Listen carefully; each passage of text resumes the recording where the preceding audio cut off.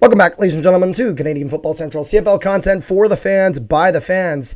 And this is episode 20 of the Canadian Football Central podcast. And we have another special guest on the show from the BC Lions, Darnell Sankey. Thank you so much for joining us. Hey, I appreciate you guys having me.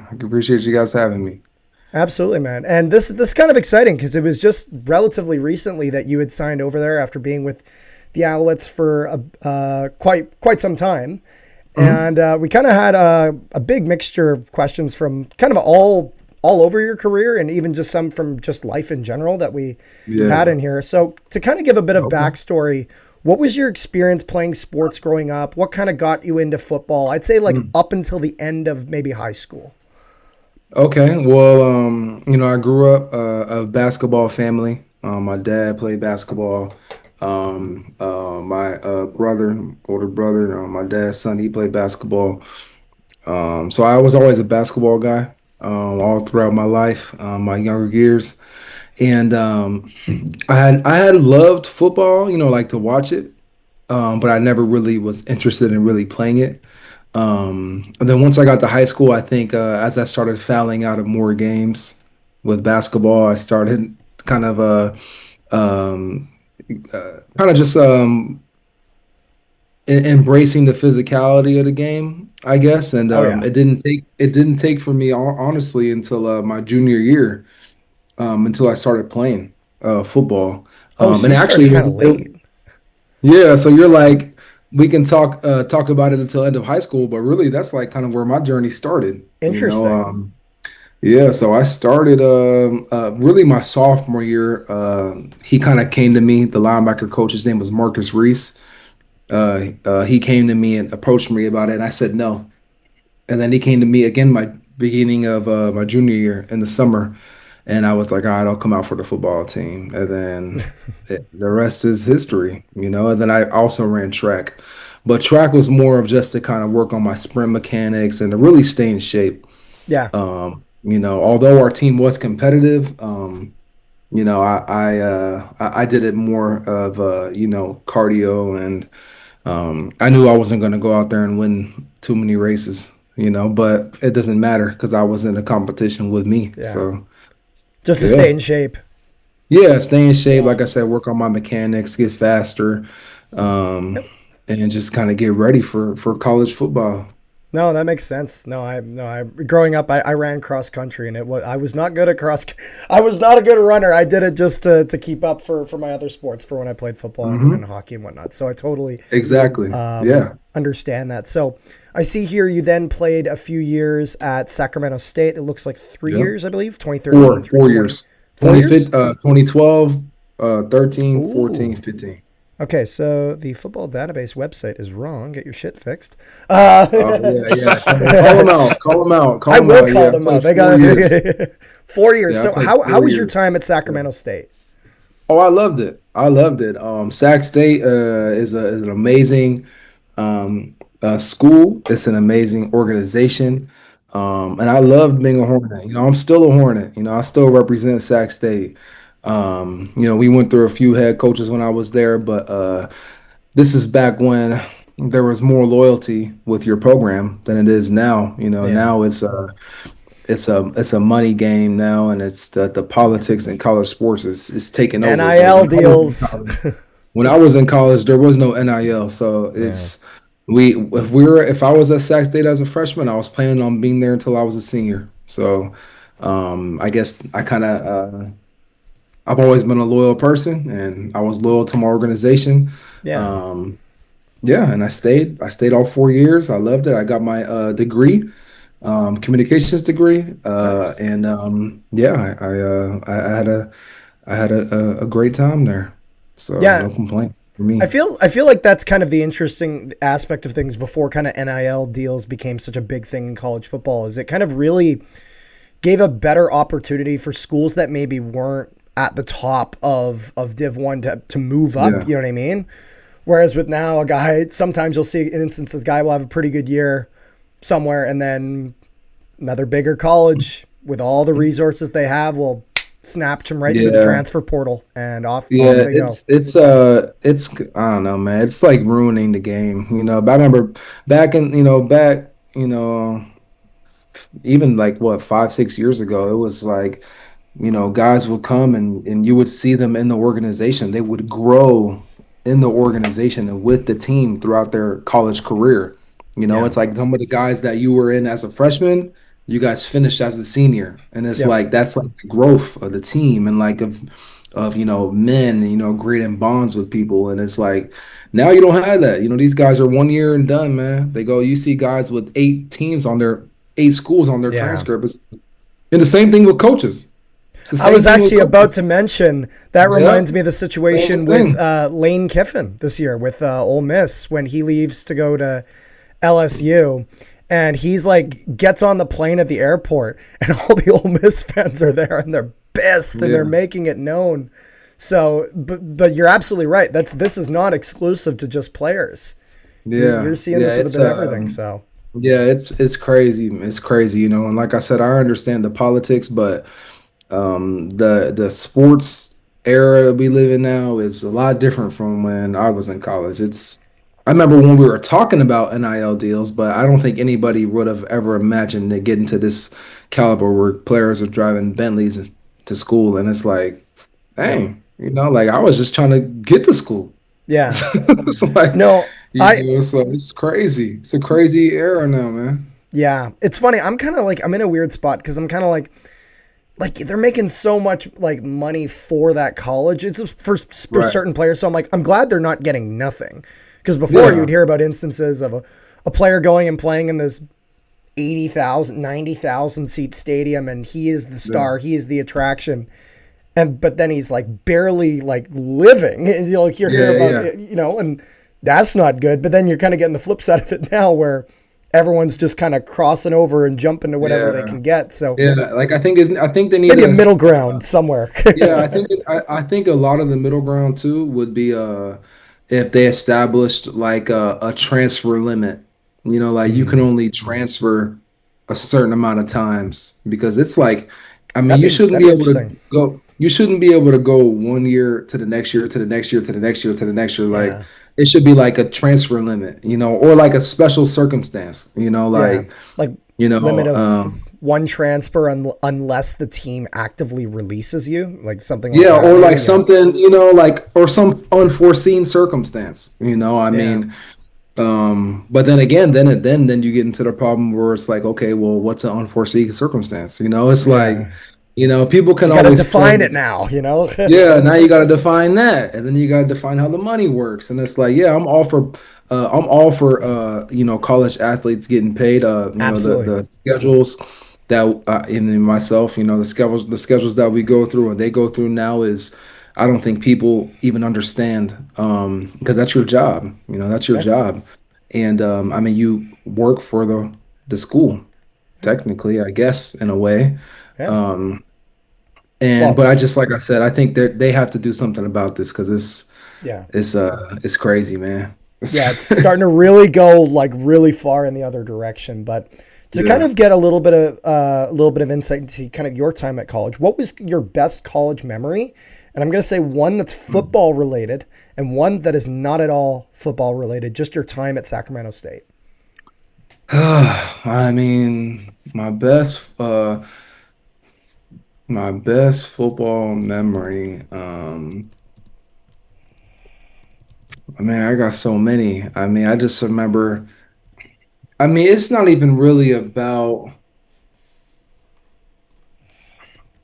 I just loved like the grind. Like I Yeah, love like waking up at like we have 4:30 mat drills, 5 a.m. mat drills. It's like I loved that. I yeah, loved getting there with all my boys and like we would hit it and just like push each other and then you go to class. Like I loved the process. So I know that's not like a specific memory. I mean, I have a lot of great memories, like where I went to the Big Sky like the media day or something with my coach going into my senior year and I was selected as the guy on our team to go represent us. nice. That was it was in Park City, Utah. I think it's called like the Big Sky like Media Day or something, or like something like that. Oh yeah. But that was really nice to be, picked as the man to represent our team. Um, I mean, I guess another big memory is when we beat Colorado. Actually, my freshman year, Oh, we there you beat go. Colorado. That was really huge for us and for the organization. And um, I mean, I Were guess they ranked another. at the time, or No, I don't think they were ranked. because I know I recently mean, they've been doing like pretty like they had one year yeah, where they yeah, really definitely. popped They off. could Yeah, have been. I mean, but I don't think they were. I think they yeah, were. but it was still a I big mean, win. yeah, it's a huge win for Yeah, Sac State. Um, I guess another pivotal moment was when I got my degree, when I graduated, because I actually technically didn't graduate after my college football, during my college football time. I left to go to the NFL. oh And then I came back. Actually, my family really encouraged me to finish what I started. I was yeah, gonna kind of be one of those guys that's like, oh, I'll do it later. I'll do it yeah. later. I'll do it later. But they're like, do it now. Get just And it's school. like, so it's like, yeah, and I think, and that kind of goes into like, like, oh, well, I'll do it next year. I'll do it Yeah, next year. I'll do it. And before you know it, got your indefinite. degree. Yeah, So when I walked across that stage, man, this is such a blessing. There's no words that can describe of yeah, finishing something started, especially with the route I had to go. I had a yeah. lot of things come up, and just be able to graduate. I guess it didn't just finish my time as a Hornet. Was great. Absolutely. So I guess those are a couple good memories. When I found out I was the first team All-American, I remember that day too. It was great. Um, yeah, man, I got a lot, man. Okay, fair enough. I got a lot of just good times. Yeah, no, no, Yeah, it's just like good times at SAC, just being with my boys, and we're just having a good time, man. that's fair.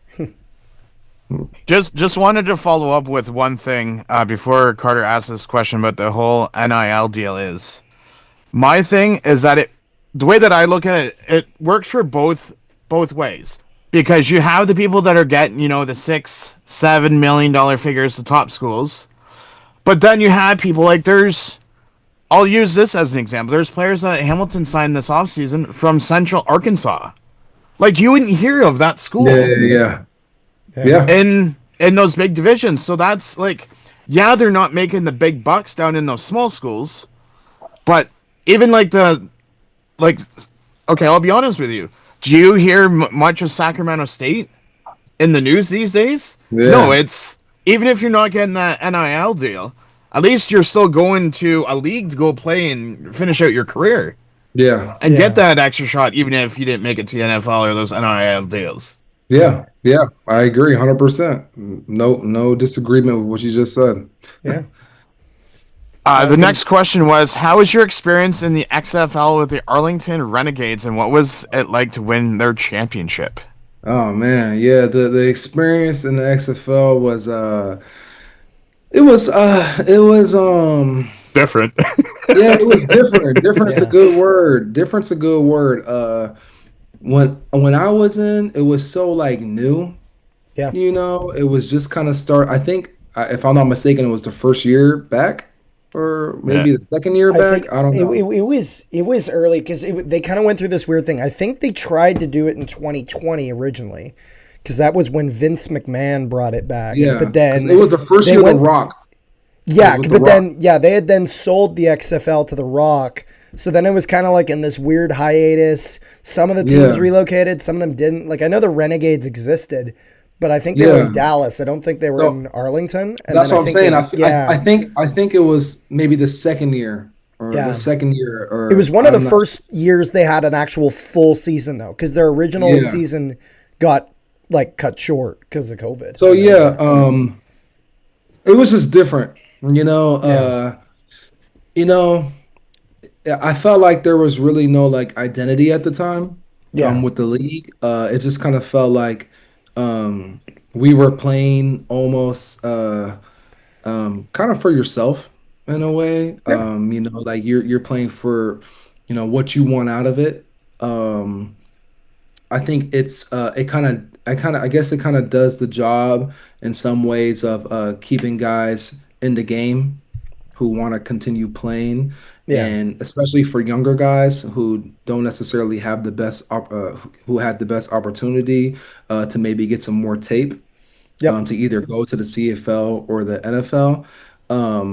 But I don't think it's ever going to be as big as the CFL. I don't see that ever happening. I think it's going to kind of continue doing what it is right now, Yep. which is this kind of a spring league. It's I don't even want to say necessarily like a feeder league, kind of, like maybe to get guys, like I said, who kind of maybe went through the Yeah. cracks, to get them some extra tape and to get them an extra look. Um, I mean, I don't know how it is now, but when I was in, Yeah. we were all in the same city. We were all in Dallas. I was in Arlington. Like we shared a hotel with Houston. So Oh, like I see. I remember those days. we Yeah. would see their players in the hotel all the time. It's Yeah. like, and there was Interesting. multiple hotels like that around the Dallas area where all the teams were in Dallas, and then you would travel to your city to play. Yeah, because I remember they You did like know, this. I remember the USFL did like this host city format where not yeah. every. Yeah, it was kind of this weird format So it's where like it weird, wasn't like a like it's traditional like, schedule it's like how do you really have how do you get diehard fans when you're not in the city? You only playing. travel to the Yeah. city to play. Well, Like luckily for us, we're Arlington. Arlington was, I mean, we lived in Arlington, Arlington Renegades, yeah. and but Well, it's aside football in from Texas. It'll work. You know. yeah, like aside from that, like the league, like at least my time in there, I had a great time. I met some Yeah. good guys on the team. I'm grateful for the organization for giving me the opportunity. Rick Mueller, I think his name is Rick Mueller. He was the general manager at the time. Um, I'm thankful for the opportunity I had there. Yeah. I have no regrets. We won the championship. I got my ring. There you go. I was a starting middle linebacker throughout the majority of the season. Um, and I mean, my dad got to come watch me play in the championship game with one of my really close friends. Um, I had a good time. It's just something that after that was kind of done, it was like, yeah, this isn't really for me. Yeah. Like I'd rather go and play in a more of established league, Yep. um, and with a better fan base, night and day, Yeah. uh, and just No comment. I just enjoyed it more in the Yeah. No, CFL. it's I fair. enjoyed it more. I enjoyed it more, man. But the XFL, or the UFL now. Yeah. Um, I think they do kind of what they said they were gonna do. I Yeah. think, like I said, it's kind of like they're just trying to kind of be another, I guess, opportunity for Yeah. guys, especially for young guys. I think if you're a younger guy, um, it would be something that maybe that's something you would go do. But Yeah. like an older guy, unless you just want to play football, I don't really see the benefit. Yeah. That makes sense. Well, Mhm. I find it interesting, kind of how you mentioned how it's like sort of a feeder league, kind of not a feeder league in the sense of because I guess my perspective from looking at the UFL. Now I say this as a Canadian football fan, not necessarily from a football fan down south, but the impression I kind of get is like when you kind of compare the CFL to where the UFL is right now. Because I mean, the UFL goal is to what? It's to be a viable spring league because there's been so many in the states, whether it's the AAF, whether it was the XFL back in Yep. 2001, whatever it is Yep. that have kind of vied for that spot, but it's never worked long term. And so I think Right. the goal is probably to get that. As of right now, is it a bit of a feeder league?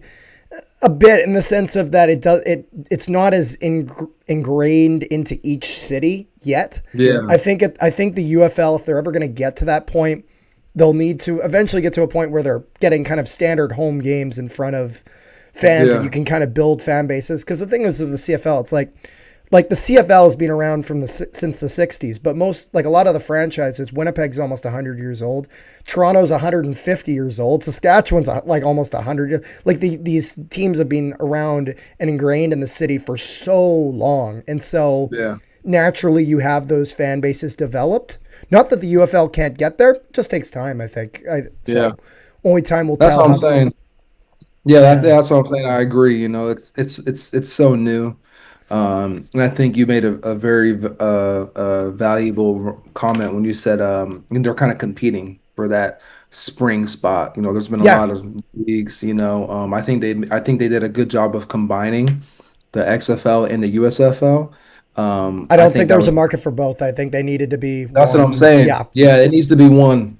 It needs to be one because it's like the league already doesn't have an insane amount of fans in the first place, and now you're splitting fans up yep, even more. It's like just bring them together and figure it yeah. out. So that's what they did now, and hey, like I said, if that's what guys want to do, then hey, have fun, brother. If it works for them, then there they go. Yeah, But I, exactly. I have a bit of a fun question here. This is something that I just came up with yesterday because I thought this was Okay, what's interesting. up? So, how much do you know about the 2001 XFL, the original XFL? Like, have you seen Very any? minimal. Okay, because I was about to say, in a hypothetical XFL that still existed now as the XFL, would you prefer the rule book you guys had played when you were there, or the rule book of the original the original XFL in 2001? So I'm just going to provide a little bit of context of exactly kind of what some of those differences were. Okay. For starters, there was no coin toss at the start of the game. There was a scramble. It was like a 20-yard rush, and two players would dive at the ball. It was like you get injuries before the game would even start. Okay. There was that because you had to compete for it instead of it being Yeah, a coin yeah, yeah, toss. yeah, yeah. There was no fair catch rule, and there was no safety measure. It was just if you got ran over, you got ran over.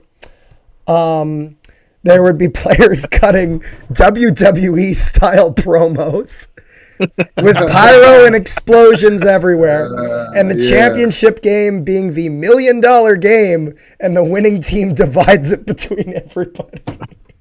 I think I like it like that. I think I like that better. It's Truly. such a it's a you know what, it's one of those things. Did that league ever was it ever going to work like that? Probably not. But it was like I kind of love the novelty of how silly and over the top it is because you I can't say I it's can not just unique. I can just imagine Darnell saying, "Okay, everyone, get off the train when the track's coming through. Get off the track when the train's coming." Oh yeah, they would do player nicknames on the back of jerseys because there was a player, I think it was Rod Smart, where it said "He hate me" on the back of his jersey. And Jeez. so like they would like come up to him like before, like in the middle of the game before the play, and they're like, "So what is this in the back of your jersey?" It's like, "Oh, it's because they hate me, man." And I was like, "Okay, okay." Hey, I think that sounds dope. Yeah, Yeah, I it like looks like that. I'm an old school player anyway, so we can do that all yeah. day. The big problem with that league is that they had a month of practice before they started, which is nothing like Yeah, yeah, yeah, for a yeah. new league. So it didn't end up working out. However, they introduced some stuff that we see still in the NFL and the CFL. They were the first league to modernize the usage of the Skycam. A bit of a fun fact. And actually, they're one thing I like to say to Rick here because he knows this. The still current head coach of the Hamilton Tiger Cats, Scott Milanovic, was the first ever draft pick on for that Is league that in right? 2001. He Wow. was the first Okay. overall pick. Yep, for the Interesting. Los Angeles Extreme. The more you know, huh? Yes, exactly. Jeez. When did you hear about? When did you first hear about the CFL? Well, when I was younger, I don't know, maybe college, maybe like I wouldn't even say high school. I would say more college. I had seen some of the games occasionally just on TV, like randomly. Oh yeah. Like I'd be like flipping through the channels and it'd be like CFL game. I'll be like, what the? I'd be like, Why I the like hell's turn their it on. 55-yard line? I like kind of watch it a little bit. I just thought it was like, like, oh, okay, like, you know, click. Just kind of a novelty. Yeah, that's fair. Yeah, like, oh, okay, yeah, well, it's cool. Okay, click. Like, it's like I didn't really think much of it, like I didn't really know what it was. I didn't really care to know. That's fair. Um, but it just looked like good football. Yeah. And then when I was in the NFL, I started hearing more about it, because it was like some guys came from the CFL. Yep. And I'd be like, okay, well, like, looking more into that league, What's this all about? and yeah, understanding more like, okay, well, guys are coming or guys are leaving or guys was here, now he's in the CFL, like CFL. Let me like Yeah. look into that a little bit. What is that? Talked it over with my agent Yeah. and then after my second year, I got released from the Colts. Um, and he had brought up the CFL to me. He had brought it up as an option. And I had a couple teams interested in me in the CFL at the Yeah. time. So you But were I with said the no. Vikings, right? After that, I believe. Is that correct? So I was with 8 teams in the NFL. I was with 8 total. My first year, my rookie year, 2016, I was with the Broncos, the Raiders, and the Chiefs. Going in my second year, I was with the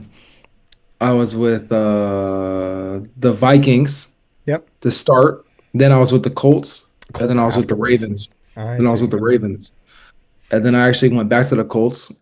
And then my third year, I was with Detroit Detroit. Yeah, I was about to say. and the Saints.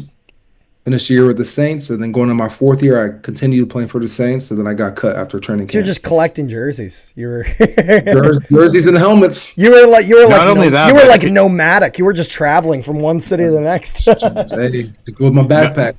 Yeah. not only that, but just trying to learn those playbooks too. Yeah, but eventually, sometimes, like you get to the part where you know football, and it's like a lot of the stuff it's kind of the same. Yep. It's just like different terminology and different intricacies with certain defenses. But like cover three is cover three. Yeah. You know, cover one is cover one. It's just a matter of who's where and okay, well, this guy's doing this, or hey, over here we kind of do it like this, or Yeah. but it's cover one, right? Right. Okay. So then, you know what I mean? It's Yeah. like Exactly. once you kind of get to the game, to the your IQ to a point to where you look at it like that, it makes a little bit more sense. I Well, think I started kind of understanding it a little bit more. Well, and I think that probably is almost kind of to your benefit in a sense of with you kind of jumping around and having to keep sort of relearning, but sort of not relearning. Yeah, That yeah, probably helped you get to a point where now, if you gotta hop in somewhere, see a playbook and get playing right away, well, it's nothing you haven't seen before. It's nothing you haven't yeah, done. So yeah, I have exactly. to Like, imagine your yeah, like experience helped with that. yeah, yeah. I mean, it's obviously a sucky feeling having to, pretty much drop all your terminology and do it again the Yeah. next month. It's definitely hard, especially when you come into training camp and you don't have any OTAs experience with the team and you're coming to training camp in the NFL, you're expected to go out there and perform at a certain level. You can't perform if you don't know what you're doing. Yeah. So it's like now you're playing scared, now you're playing timid because you don't know exactly what I'm supposed to do, especially playing linebacker. You got to Yeah. command the defense, but you can't command the defense if you don't know what to do. So it's like then now you're being evaluated and they're like, "Oh, well, why are you delayed? Why does he look delayed or why is he here or why?" Well, I'm trying to figure out what the hell I'm doing. Yeah. You know? So it's like, that whole format with bringing guys in and to start a training camp, man, it's so unfair in the league. Yeah. It's crazy how it is, man. It's a ruthless business. I understand though, it's a business.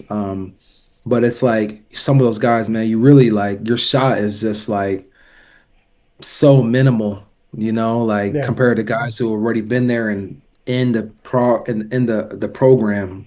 It's like it's hard, man. I always say it's hard getting in, but it's easier staying in the league, I think. It's That's hard to fair. get in the door. It's hard to get your foot in the door. But once you're in and you're kind of in, like Yeah. it's easy to kind of like stay around at least for a little bit. Yeah. Um, so I mean that's my experience. Yeah, it makes sense. So kind of one interesting question I have is, and this would be kind of pretty relevant to you with you being a linebacker. What is the biggest difference as a linebacker, or even as a middle linebacker, whichever works for you, in the CFL versus down the south? Is it kind of the conditioning, positioning, the waggle, that receiver motion? Is it maybe the size of the field, specifically the width? I'd say more so maybe than the length. But what's kind of the biggest difference that you find for your position? The biggest difference I would say is the conditioning. Oh yeah, Yeah, the conditioning in the CFL, I think is, I mean, you have to understand, let's say you have a 5 play drive, then I mean, I don't, if you play special teams, right, then you're on punt, yeah, or you're on a punt return, then you go on the bench, or if you don't play, even if you don't play special teams, let's just look at me, like I don't really yep, play much, like punt return or something, right? So let's say I do my defensive drive, 5 plays, we get a stop, go on the sideline, get some water. Offense has a 2 and out. We're back up. yeah, That's like you're going, and especially if you play special teams, if you play a lot of special teams too, you better pray that you're in shape because yeah, and you're expected to go out there and give 100%. yeah. Like for myself, like I can't use third quarter like, oh, I'm tired. That's why we didn't get the call. Like what? Yeah, No, that won't work. Like while if in the NFL. I mean, it's 4 down football. So it's 4 downs. You get those extra 2 downs or that extra down is a lot when you really need some wind. yeah, So that extra down means something. And I think the speed of the game for the NFL is a lot slower than the CFL, especially playing defense. I think it's just, I think it's a little bit slower overall. yeah, In terms of just the game, like just watching a game in the NFL, it just looks and feels slower. While as if like I'm in the CFL, I feel like I never get a yeah, break. Like I'm always like all yeah, game. I'm just going, going, going, going, going. Like so, I think as a linebacker, especially when you're commanding defenses, like you really need to prioritize conditioning because when you get fatigued, the first thing to go is your train of thought, and it's like you can't afford that, yeah. especially if you're commanding the troops. They look to you, and you're supposed to be the guy. You can't be the guy if you're suck and win. No, and I think that's a So, good point because I think like because we've asked this question a couple times with a few others, and so a lot of them have talked about kind of the rule changes and whatnot. But I think that the conditioning doesn't get kind of mentioned as much. I think people kind of maybe forget that because like even like if you look at the NFL, like you're talking like incredible athletes that it's not like they're slow people. They can move. You know what I mean? yeah. But the difference is even if they're faster than guys than certain guys maybe playing CFL, if you're comparing them from standing still at the line of scrimmage to maybe the guy who maybe is slightly slower, but he's at full speed at the line of scrimmage, Yeah. you're dealing with him at full speed. You're not dealing with him at coming off of a standstill. So I feel like that naturally is going to kind of force you to keep you more on your toes. Does that make sense? Or Yeah, but I mean, I don't really deal much with the waggle though as a yeah, linebacker. That's why I made sure I was careful with my answer because, yeah, I could say the waggle, but I mean, I'm not really covering slot receivers a whole lot. Running backs, yeah, sure, that's who true. are, Yeah, out wide or maybe the number three receiver every now and then. But it doesn't really affect me a whole lot. yeah, And in terms of the rule changes, I mean, some things are a little different, but football is football. It's yeah. like I guess just from my experience, like it's just like just a couple different rules. Okay, I mean, whatever. I I mean, think it'll my biggest change the adjustment way was that the condition. I think it's going to change the way it's coached more than it will the way it's played, if that Yeah, makes I a mean, like I sense. said, you play linebacker, you run and hit people. Yeah. You do the same thing in the NFL. So it's like, okay, well, it's the same thing. It's the That is same thing. linebacker, yes. You run and hit people, and you yell a lot. Yeah, So I did the same thing in the NFL. I did the same thing in college. I did the same thing in high school. It's like, I just for me personally, the biggest difference for me was the conditioning. It's like, yeah. you have to be able to run. You have to. and sustained running, like all game, Yeah. and I think that's I, kind of why typically a lot of the guys in the CFL are a little bit like kind of leaner, than the NFL, Mm, or at least back in the day. NFL now it's different now, but when I was in the NFL, we were 255, 250, like coming downhill. Like you don't really see a lot of linebackers in the CFL 250, 255, or let alone the NFL now. You don't see that yeah. anymore. The game has changed. The game has changed. So you got to change with it or you got to get lost.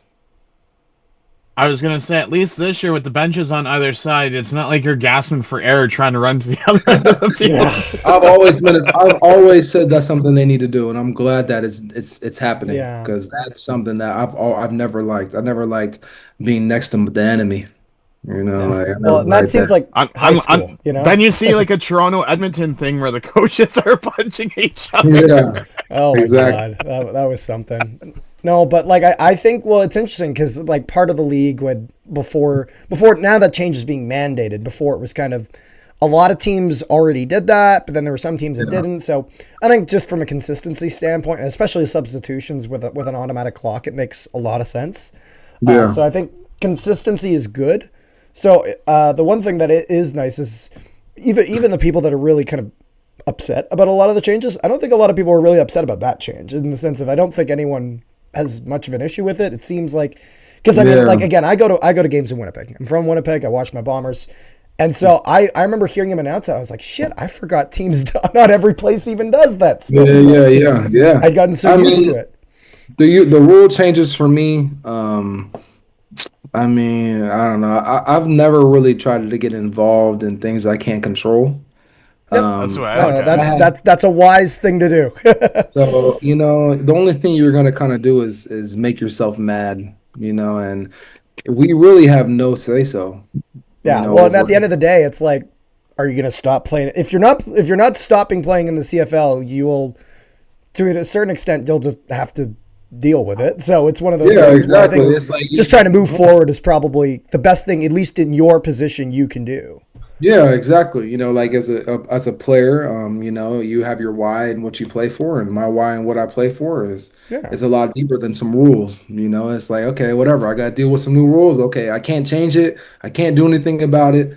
I can't say anything about it. Whatever. Let's go play football. I mean it. I will still have my season tickets. Those aren't going anywhere. I mean that's the thing. It's Like fine. fans are bitching about the 55. It's like people. It's out of our control. Nothing we can do.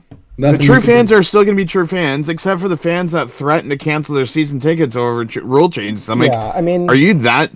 Are you that dumb? Yeah. I'm not gonna jump into it too much, but I think for me, at the end of the day, it's one of those things where it's like I haven't seen a single game of these new rules. I haven't seen one game of it. I can't really. I need a sample Comment size on it. before I can Yeah. really get before I'm pulling any pitchforks out. I want to see a game. Like Yeah. like Exactly. even That's what I'm saying. So you I control what even you can I control. well, I even remember people were really upset in the playoffs when you got the big mobile ads on the back of the jersey on the bottom. Some Yep. people were really Yeah, I upset about know. that, and I remember seeing that. And me and Rick were live streaming one of these games. And I'm like, oh, they got that ad in the back of the jersey. Anyways, second down, and so it was one of those things where it's like I noticed it, I saw it.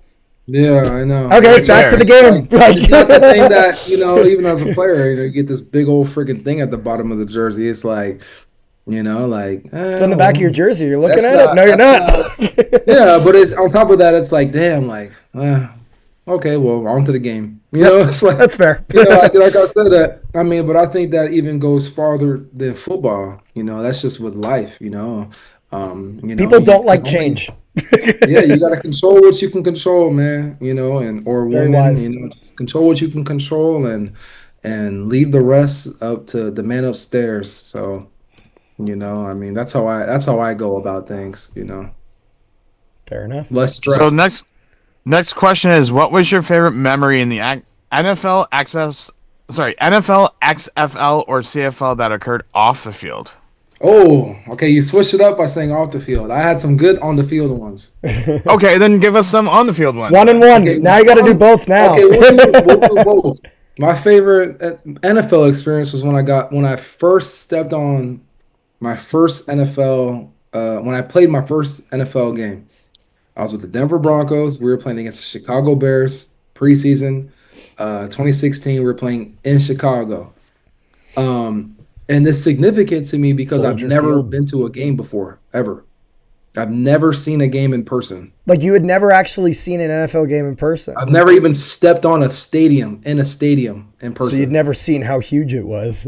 Never, So you're never like, in my oh my life, God. I'm never. in So Soldier Field right now. my first experience of being at a stadium was the one I played in.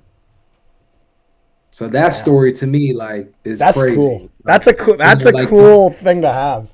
yeah, I've never stepped foot in the stadium. At Wow. least that I can recall, that I remember, never. And I'm like 99% sure I mean, not as like a little baby or something. Like, no, I don't think so. Cuz like I've never been to a game. what Never was the been to a game. capacity at like Sacramento State? Cuz I have no idea what their field even I looks think like it now. was like 23,000 or something like that. No, yeah, because I remember max capacity was Okay, like so 30, 23 or something. I think it's more now. But so not too yeah, I've bad, but never. not the massive NFL size Nah, by any man. means. No. Yeah. And I'm not even gonna say like I'm almost sure. Like, no, I've never been to an NFL stadium, like never. So because I remember it being that significant to me, to like I was like crying before the day before the game. I remember just crying and like being so thankful because Yeah. I've never done that. I never, especially a guy coming from Southside San Jose, like, to be in a position to where I was just able to just go and do what I love and play in a NFL stadium, to me was like surreal, Life's you pretty know. good. So, and I remember just being so thankful and running onto that stadium, running onto that field. It was just a crazy experience. So I guess that's probably my number one on the field experience in the NFL. That was like my favorite, is playing in the first time I stepped on a stadium was the first one I ever was the first game I ever played in my career. Um, and then Yeah. off the field, um, NFL off the field. NFL, I XFL, or mean, CFL, whichever one.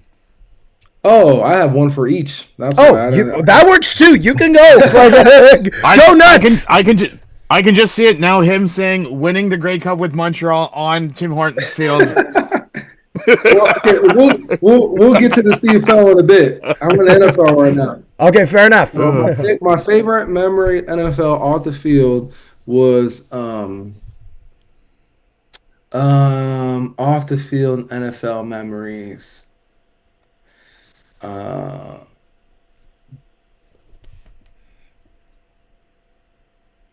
let me see, I'm just thinking about the teams.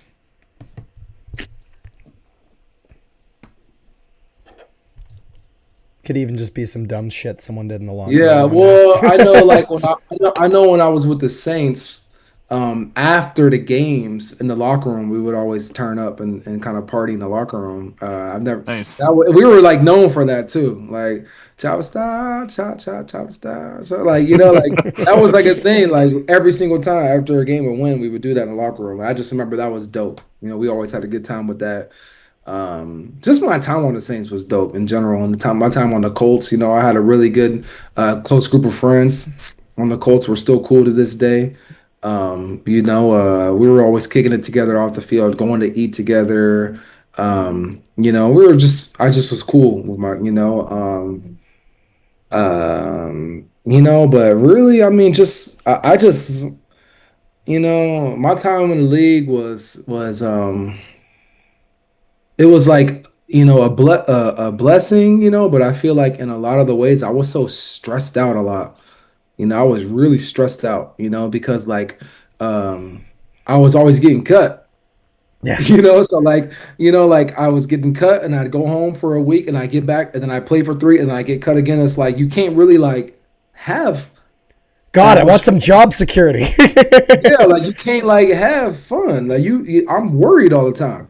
Yeah. But like it was great, like I said, I'm very grateful and blessed to be able to play. But it's like I just remember being so stressed all the time, Yeah. and it's like, I think that's where your family comes in, your faith, and your close group of friends, like they kind of keep you like, like because you would think from the outside looking in, like, oh, you're in the NFL, like you're having a great time, huh? It's like, well, yeah, I guess.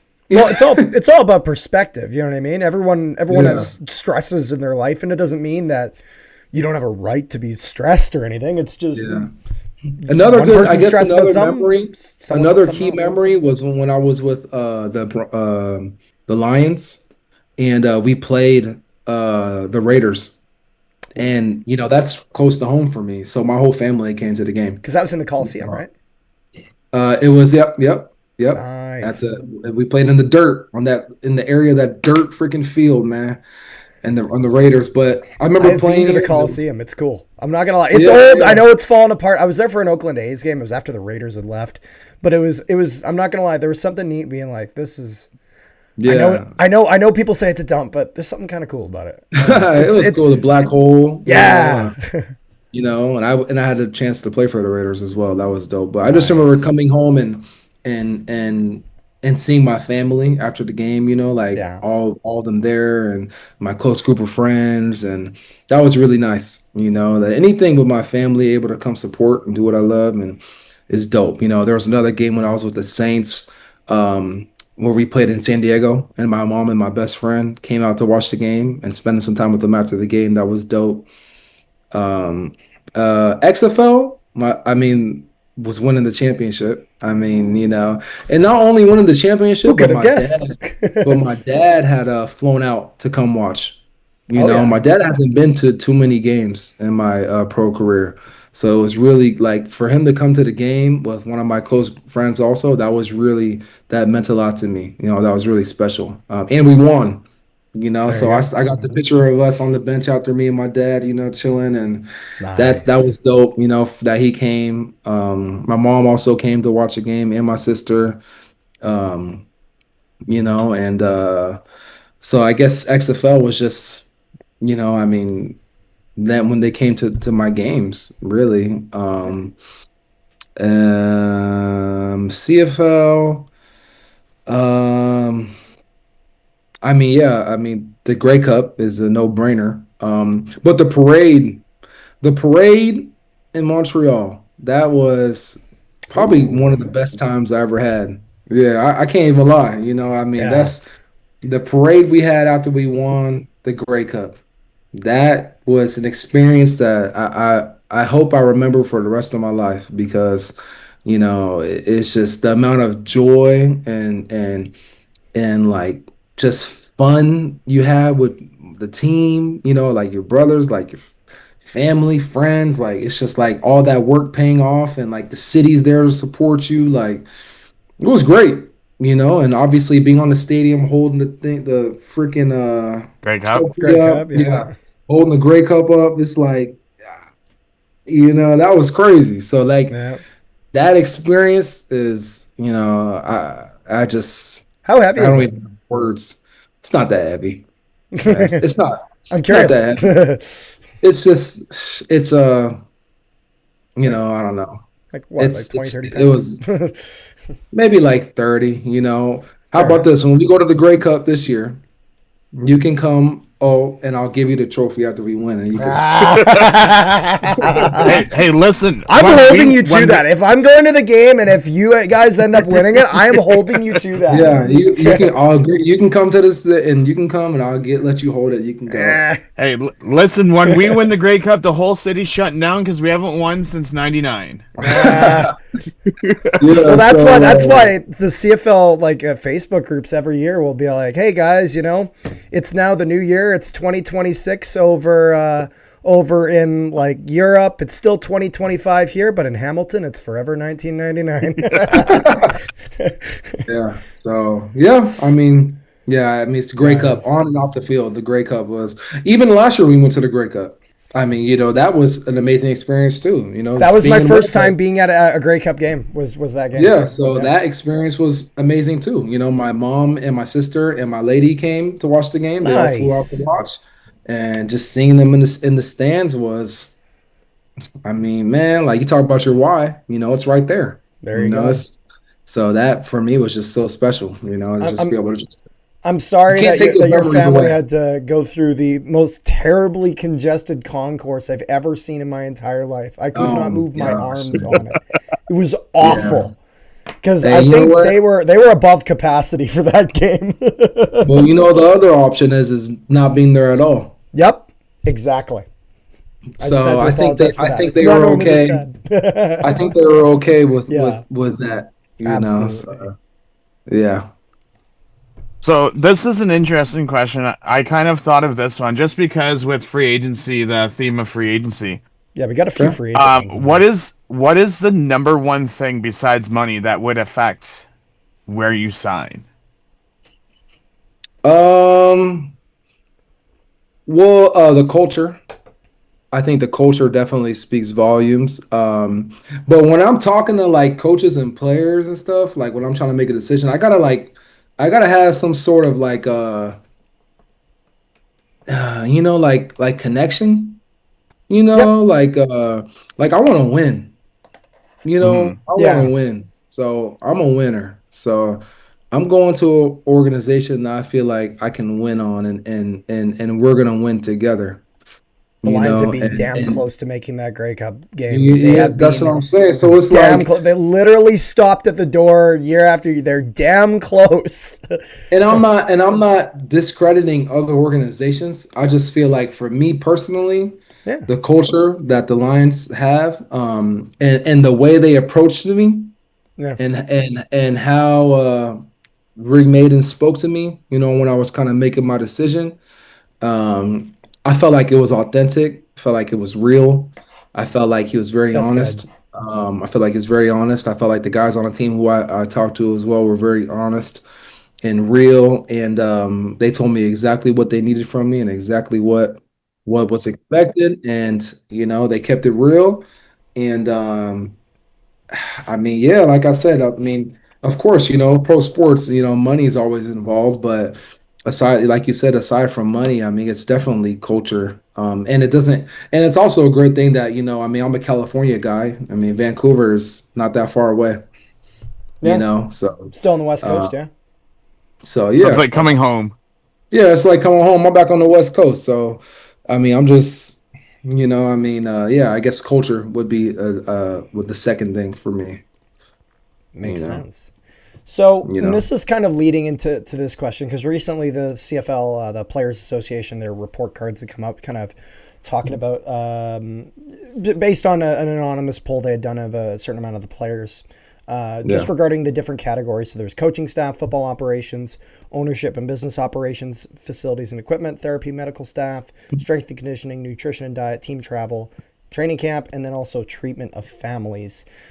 In regards to that, based on your knowledge, just maybe within yourself, just talking with others, whatever it is, how much do you feel those report cards can actually sway a player's opinion, both positively and negatively? Like, do you feel like that report card kind of holds a bit of weight to it, or I'm curious? Yeah, I guess I have mixed reviews.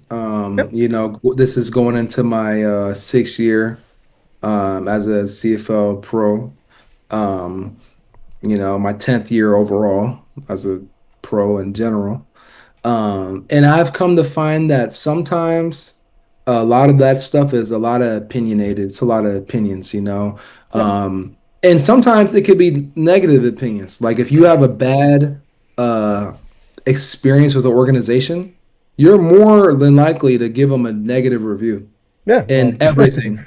So it's really hard to Oh, like I be see what you're genuine. saying. It's really hard to be Mm, genuine when, like, let's say you feel like this organization did you dirty, or let's say you got cut, or let's say things didn't go your interesting. way, or like if you're on the team and you feel like you should be playing and you're not, well, you're going to tell me you're going to give this organization a true say so, or are you more than likely just going to be like F, F, F, F, F, F, F? Interesting. So you think there's maybe potential with if someone say has a bad experience, let's say they don't get the playing time they want. That would maybe Yeah. be a complaint in regards to maybe coaching staff, whatever. You know what I mean? Yeah, yeah, You're like this saying that coaching they may staff. be likely to give lower reviews in other categories, even if it's doesn't necessarily apply, but Yeah, well, you put them in a I'm just bad saying. mood. Yeah, I'm just saying that that could be a Interesting. possibility. No, That could no, be a I possibility. Because a lot of that stuff that is makes sense. opinionated. Yeah, A no, that's lot of the fair. stuff is opinionated because it's like, and that can go the same with the other way. Yeah, Let's say I love this organization. I feel like they've given me everything I wanted. Okay, I'm gonna do A's, yeah, straight A's, straight everything through. Yeah, A's, and I don't care. I'm just doing A's.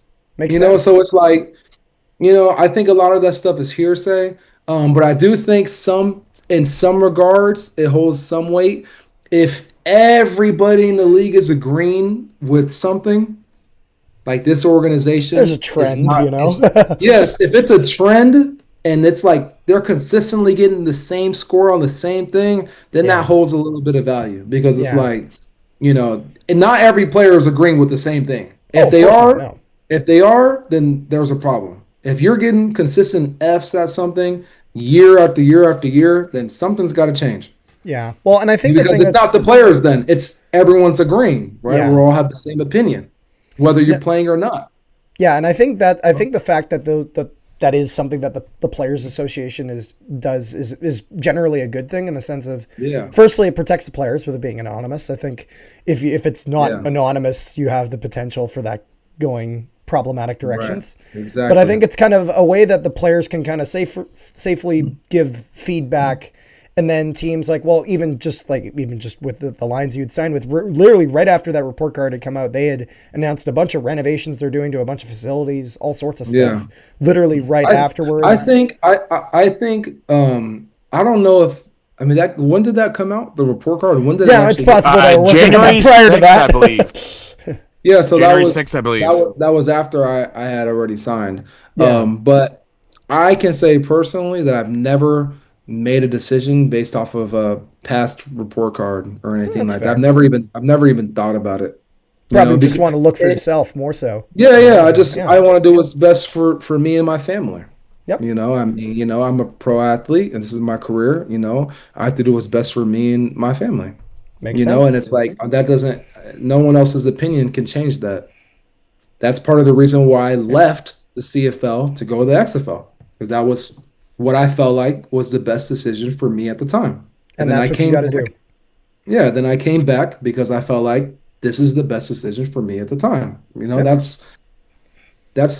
Like that's what a lot of people don't understand is like as a pro, you have to make sure you're taken care of. Yeah. We have families, wives, children, parents, whoever Yep. you're helping out, and friends, like you gotta, and I don't think a lot of people respect that sometimes, it's No, like, I think you're right. you Well, because know, I mean, like I even think about like I'm a Bomber fan. I love my Bombers. The other year we had lost a lot of players to the Hamilton Tiger Cats. That's why I call them the Hamilton Tie Bombers now, because half their team is like former Bombers. But it's one of those things where there's a lot of guys that went over there where I was like, damn, I love them when they were in Winnipeg. Am I holding a grudge that they signed there? Absolutely not. They did what they had to do for them, for yeah, themselves, for exactly. their families. Like, it's one of those things where it's Yeah. like, even just if you're not playing sports, have you left one job to go work at another? Yeah, because it was in your mutual best interest, and that's what you got to Yeah. do. And So, you can't let other people's opinions sway you yeah, or a fan's opinion. You can't. You gotta, you pray on it, you talk with your family, and you make a decision. And as a man, that's what you gotta do. And let's say you make the wrong decision, oh well, you live with it and you move on, you know. fair So enough. that's the decision So, that we make. so this is kind of an interesting question. So, doing some research, I noticed that this would have been your third free agent window. Um, what is it to kind of like experience the free agency, and how does the process work? Because obviously fans don't see They're out of the what's loop. You know what like, I mean? yeah, we don't see what's behind the doors. Like, how does all of that like free agency and process work? Okay, well, I guess I can give a little bit of insight. Basically, what happens is you'll find out pretty quickly who wants you and who doesn't. If you whether that is if your contracts has just ended in that what do they call that, the tampering window or the Tampering window. Yeah, the Yep. Ed Harvey tampering window. yeah, whatever that window's called, or like, if you get released, or Hmm. if, you part ways, like, like myself in Montreal, we agree to part ways. The ratio thing, and Hmm. that's old news. But Yeah. I mean, I found out within a day who was really interested. Yeah. And I feel like um that's kind of like known. I feel like as a player, like, because if a team really interested, they're not going to wait a week or two to reach out. They're going to contact you in your camp, and Yeah. you, your agent, Because and then you'll know whoever's they were with thinking you. about you before you even were out of Yeah, there. yeah, yeah. They already been. So it's like, oh, Sankey's released. Hey, we're boom. Yep. Say, hey, wait, hey, what kind of happened in Montreal? This is what happened. Okay, we're interested. Well, Boom. So it's like, and I have to imagine that holds weight because you were talking about doing what's best for you and doing what's best for your family and all sorts of stuff. Playing for a team where you feel that you are wanted, where you feel that you are exactly. welcome, where that you are a part of this team and your Yeah. success is important for team success. I got to imagine that that's got to be an important thing Yeah. about signing somewhere. Is you don't want to Yeah. sign somewhere and Definitely. then feel like you're an afterthought, you know? No, yeah, and 100%. You want to feel like you're wanted, and they respect you. If it, like I said, if a team wants you, they're gonna make it known. That's not a secret. I think any player in the league will agree with what I say. That any agent is gonna agree. Any team's gonna agree. If they want a player and that option is there, it's gonna be known extremely quickly. And in my situation, I knew exactly when we parted ways. Literally within an hour, I knew all the teams who were interested and who really was like, hey, Damn, like, Sankey, quick. this is what we want. This is what we want, Sankey. This is where we value you. This is what we want. We want you to blah blah blah blah blah. I'm not gonna get into, certain No, but it's No, no, still no. I interesting to don't want see how it all you works. Yeah, to. yeah, yeah. So that, that's kind of how it works. And Yeah, if you're doing the reaching out, then they probably don't want you that much. yeah. No, that Because it's that like, that's a think about it. Just think about how many guys they could pick from, So it's like, if you're constantly reaching out to a team, then these owners and GMs and scouts, they know who they want. They Yeah. they have looked at you already. They know they want you. They've been on you. And like I said, it's a business decision. Like, hey, like, like, um, if you choose to go somewhere else, it's not personal. It's yeah. just No. business. Well, It's and just especially business. like it's not like especially if you're a player that's already in the league. If you've already been in the league, it's one of those things where it's like they know who you are. Yeah, Everybody in the league exactly. knows who you are. So it's like Yeah, if you're not getting a call, then that in itself sends a message. You know what I mean? And yeah, so that exactly. that That's makes what and sense. that's what I'm saying. Like, if Yeah. you've been in the league like myself, I've been in it for 5 years. I Yeah. went to two Grey Cups. The team knows if they want me or not. Or if you fit their scheme. If does he fit our scheme? Does he fit what we want? Does he fit what we feel like we need? We need the guy to come in and do this and this. Is Sankey that? He Yeah. is. Boom, on the phone There you go. instantly. So it's like I said, that's I think that, like I said, that can be agreed through from the majority of the guys you ask. They all will, if a team wants you, if teams want you, you'll know very quickly. Like I said, if not that day, the next day, I guess, but I feel like really within a couple hours, it's gonna be known, you know. Fair Um, enough. and I guess all the thing with free agency is people don't understand. It's a lot of uh you know um dialogue. Yeah. It's not just like you get a call and, oh yeah, hey, BC, I'm coming to BC. Like, no, Yeah. no, it's like, like, you call, you conversate, you talk to the GM, you talk to the coaches, you talk to the players, you talk to the owner. You want to Especially, do your due diligence. yeah, especially, when you're older in the league, it's like, I want to make sure this is, if you guys want me this bad, I need to make sure I want to come. So let me Yeah. let me make sure I do my research, and woo woo, let me check this out. Let me check this out. Okay, okay, blah blah. And it's nothing's personal. Yep. Nothing personal. When I was younger, I used to always think things were personal. I used to always be kind of offended, like, this team didn't want me, man. Nah. Although that does hold some weight. I'm gonna keep that in mind. Like when I play you, like, hey, you didn't call. Okay, keep that in mind. But it's like at the end of the day, it's like maybe you just don't fit their scheme, Yeah. or maybe they don't have the money, or Yeah. maybe they use the money elsewhere, or maybe it's just not the right time for them. Yep. It's a lot of variables, man. It's so many variables, and it's hard to explain to people who aren't really involved. But I'm trying to do as best as I can do to No, that's You're you did doing a good great. job. I You're I doing understood great. everything. yeah, so you know, and a lot of those conversations, like I said, are private. That's why I don't speak about who called and Oh, who said Mhm. absolutely. this and Yeah. who said that. And it's just private. It's known.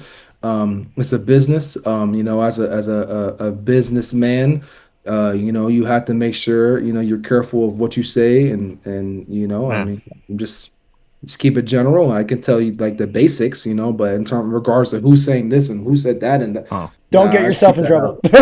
out. Yeah, I'll just keep that out. Well, it's just not really relevant. It's Yeah. like, who cares? It's just I'm with BC now, and that's all that matters. Fair enough. An interesting one that we have here is with the uprights moving back in 2027. We talked about this a little bit. I guess, a bit more of a specific question. The uprights moving back in 2027, as well as the short and end zones, for specifically kind of your position, how do you feel that will maybe affect your play style in the red zone? I mean, I don't care. He's just out there to tackle. He's like, listen, I run, I hit guys. That's what I do. Yeah, I don't care, man. I mean, I guess, Fair enough. sometimes the field goal post gets in the way. I guess the offense can use it to their advantage. They can rub off on it a little bit, and um, but I mean, I don't know. I Hey, don't. Still gonna run Carter, and I hit don't know. guys. I don't know if you remember this, but he did have over 100 tackles. So at this point, it doesn't matter. Yeah, I don't care, man. I just, Run and He hit hey, hits guys. people for a living. if Run they and want to hit move it guys. back, they want to move it back, great, Move it back, whatever. move it forward. Still gonna run and hit Yeah, guys. yeah, I don't care. It's the same thing. You're going to kick it through and whatever. Fair enough. Now I don't have to worry about running into it, I guess. There you go. That's it. That's it. I mean, really. Very good answer. What is so now this one? This is just kind of one that can apply to any leagues, any football that you played in. Okay. What is the funniest locker room story or maybe prank that you have either witnessed or heard from others? Oh, locker room prank. Well, I mean, One that you can talk about. But you can at least say anyway. yeah, Because like the amount of yeah. times we've answered this, then I'd be like, okay, what am I allowed to say? Yeah.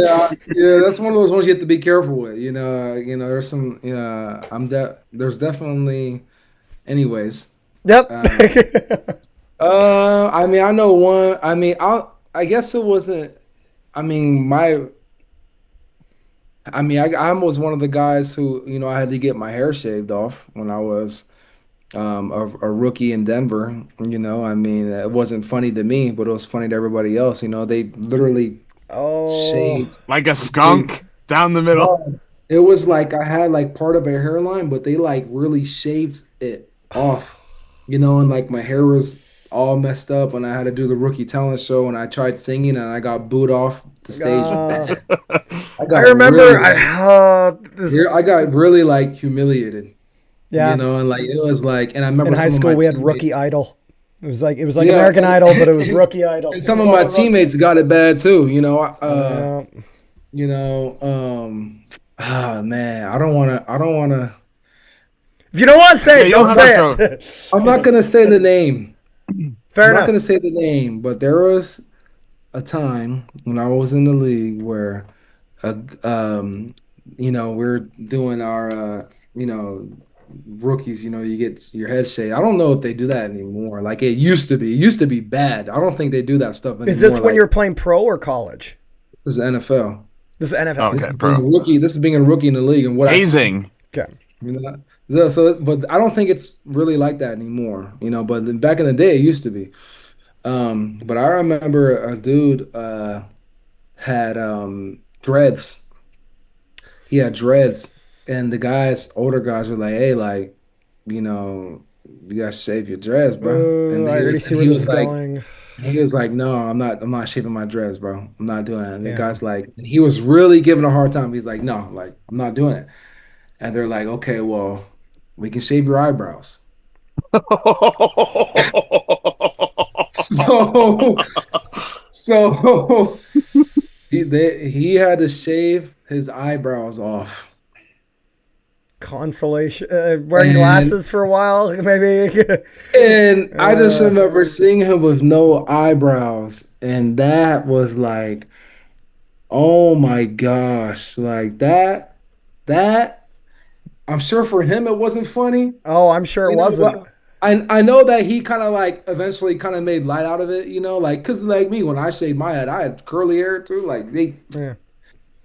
it's all in the game, like we're all men, we know what it is. Every single rookie back then had to get your head shaved and stuff like, and like and do a talent show. So it's like, it's just part of like it is. Like we make fun of it, I don't think anyone really took it personally. But I just remember that time was like, man, like shaving your eyebrows? That doesn't just grow back. Like it takes a minute. Yeah. I have no idea. Let's say I've never tried it, so I don't know how that So all that's what I'm works. But saying. So I think that was probably like one of the yeah, things that I've seen, ay, man. Like, fair enough. yeah, whew, yeah. But So I mean, but it's not like really bad, It's just like it's just like a little bit of hazing, I yeah. guess. Well, It's actually, whatever. if you wanna see a prank that's really crazy, you can check out. We posted this on whether it's on our YouTube or on our Instagram. We posted about a 40-second short from our interview last week with Sean White, and he had a pretty crazy one that he had talked about. So Really? you can check that one out after if you really want. Oh The man. Okay.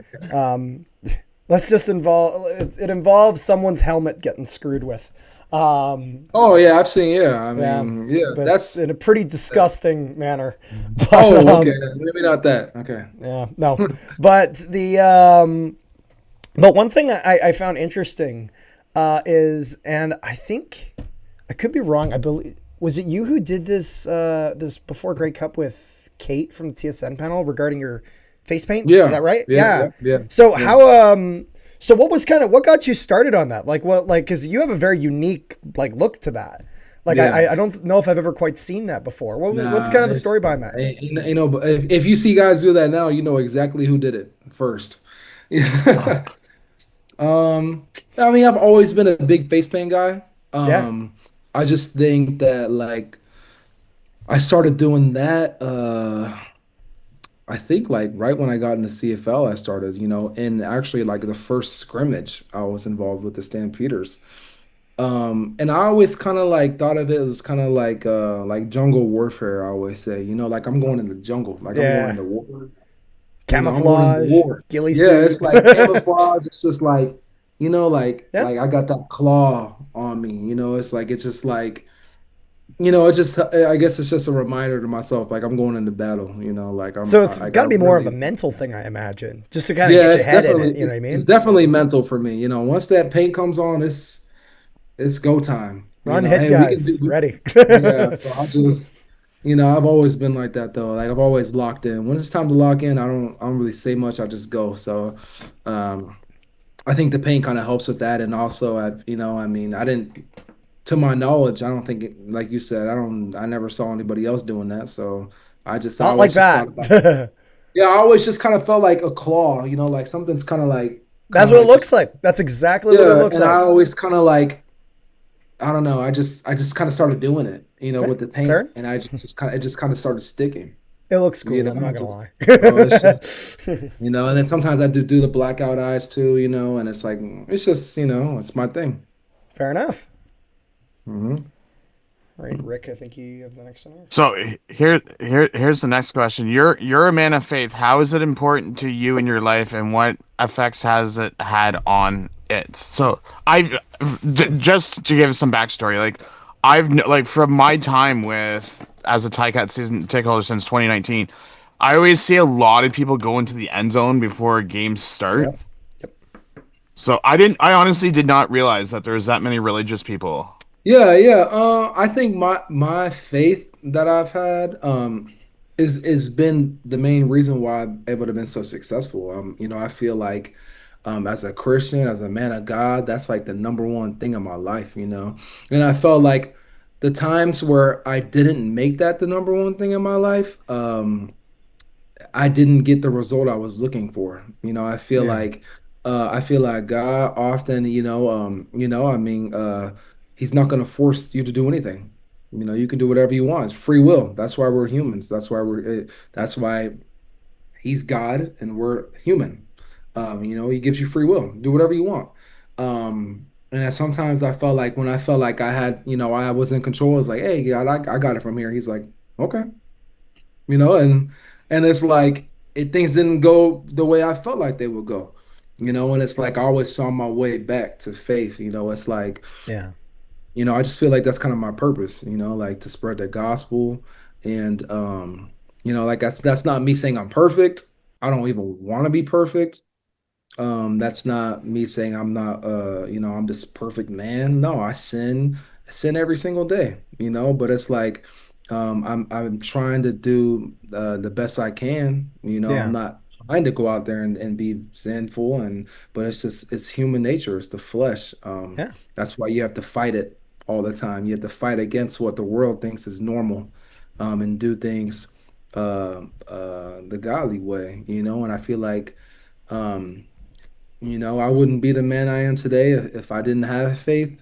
I credit my family a lot to that as well. They definitely pushed me, and kept me on track when I didn't really have the most faith, like when I was younger and I was just kind of like, oh yeah, I'm Christian, but I was still out doing what I gotta do with who I gotta do it with, not really caring, and Yeah. yeah, it's kind of kept me grounded. And yeah, man. I mean, faith has been everything. My story's crazy. I have a crazy story. I mean, I've been through a lot of stuff, and it's like I've seen God literally do miracles. And it's hard to not have faith when you see God really like transform yourself, transform other people, and like really do like things that like you wouldn't think can happen. Like, man, like it's hard to not have faith. It's like, Yeah. it's just, yeah. And in terms of the thing at the end of the goal post, yeah, I mean, I guess personally for me, I always kind of pray on the sideline. Um, it's just for like, every guy, I'm assuming has their own prayer, has their own thing that they say. But I think a general scope of it is, it's just praying, for like his will be done. Obviously you want to win. And don't get me wrong, you want to win. You pray, like, hey God, like, like to win. But if you don't, then it's his uh like it's what was meant to happen. I wasn't meant Yeah. to win this game. I wasn't meant to win, and like and I think, you pray for safety, and just let his will be done in all ways. Um, so I guess that's kind of, I would say the majority of the guys, would pray for safety, Yeah. and just let his will be done, and yeah, so I feel like that's, I'm glad that you asked that, and it's a great question, and I'm a man of faith, and Yeah. that's the most important thing to me in my life, and at one point it wasn't, and I've learned, at one point it wasn't, so. Yeah. Well, I mean, like, first of all, I gotta say you have very good self awareness, like very Oh, good. So I do have to say that for starters. But no, oh, the thank reason that we included that is just because, like, I mean, like, we're recording it this at the time we are because of you were at church earlier. You know what I mean? And Yeah, yeah, I yeah. can tell that Yep. that's a very important aspect to you. And I have some people in my like I'm not personally religious, but I have some Yep. people in my life that are very important to me. That Right. Yeah. I have a friend of mine. He prays before every meal. He's good Christian loving boy, does everything he can Yeah. to and he Yeah. lives his life like that. And so I see how much of an effect that has on him and how important that is to him. So I figured it would be the pretty similar with you, and it sounds like it is. And so Yeah. I wanted, the goal of the way we do these player interviews is not, you know, what are you going to go out there and do? Oh, we're going to hit guys. We're going to try play, give 110%. This the whole point of this is to kind of show a bit of a kind of a different side, you know what I mean? And to Yeah, no, kind I of learn appreciate it. more about you. And so I could tell that's an important aspect of your life. So I wanted you to be able to speak with that. And so kind of No, yeah, and I appreciate it. Yeah, like I said, not a problem. it's the main aspect of my life When personally. did that really kind of become, because you said that you mentioned that there were times in your life where it was kind of like, oh, it was like, because I kind of get the impression that you were raised in a religious family, but Yeah, yeah, I it was took you a raised bit before Christian. you kind of really got into it in your own way, if that makes sense. Yeah, so I think the walk with Christ everyone has a different walk. And I what feel is like that for everyone those who are not aware? What is that? um the walk with Christ, I guess, will just being is just the road to being Christ like. Oh, I see what you're Um saying. living for not yourself, but for the man upstairs, and trying to be who he called you to be, you know, Yeah. and trying to understand what that is, and trying to help others, and trying to show this world what's not of this world, because God isn't of this world. So it's our job to show people this is who God is through me.